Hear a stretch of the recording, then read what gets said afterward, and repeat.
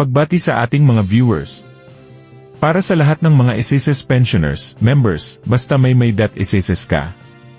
Narito ang isang mahalagang anunsyo mula sa SSS.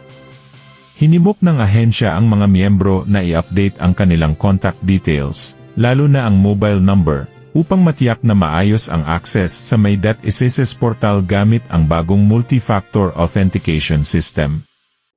Ayon kay SSS Officer in Charge Voltaire Piagas, pinapalakas ng MFA ang seguridad ng portal sa pamamagitan ng pagpapadala ng passcode sa mga rehistradong mobile numbers tuwing mag-login. Kung hindi na tama o aktibo ang inyong contact information, maaari itong magdulot ng problema sa pag-login. Kaya't mahalaga na i-update ito. Maaari pong i-update ang inyong contact details online sa SSS portal o sa alinmang SSS branch. Kung hindi na ginagamit ang inyong rehistradong mobile number, pwede itong baguhin online. Kung wala kayong mobile number sa system, kailangan mag-submit ng member data change request form sa isang SSS branch o pumunta sa SSS e-centers. Ayon kay SSS Senior Vice President Maria Belinda S. San Jose, may dalawang opsyon sa MFA.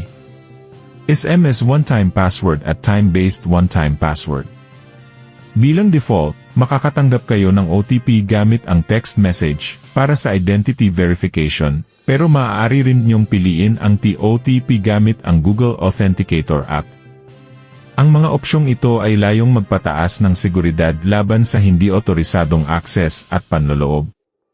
Kung updated na po ang inyong mobile number, wala nang kailangang baguhin. Ngunit maging alerto po at maghanda na makatanggap ng PIN o OTP kapag nag-login sa inyong SSS account. Muli, ito ang Senior Balita naghahatid sa inyo ng makabuluhang balita at totoong impormasyon.